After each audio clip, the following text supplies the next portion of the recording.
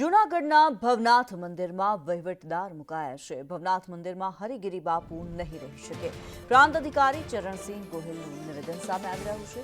તમામ પ્રકારની પ્રક્રિયા હવે વહીવટદારના શાસન હેઠળ રહેશે. મંદિરના પૂજારી અને મેનેજરમાં કોઈ ફેરફાર નથી કરવામાં આવ્યો. પ્રેમગીરી ભવન પણ વહીવટદાર શાસનમાં આવી ગયું છે. મંદિર ખાલી કરવાની નોટિસ પણ આપી દેવાઈ છે. આવતીકાલથી મંદિરનો વહીવટદાર સંભાળશે.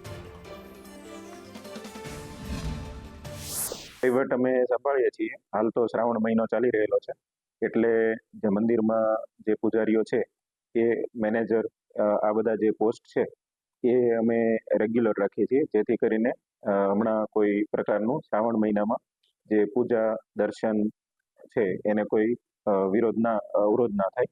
એટલા માટે થઈ અને અમે પૂજારીઓ અને મેનેજરને ચાલુ રાખવાના છીએ. મહંતની નિમણૂક પૂર્ણ થયેલી છે, તો મંદિરનો તમામ વહીવટ છે એ વહીવટદાર દ્વારા ચલાવવામાં આવશે.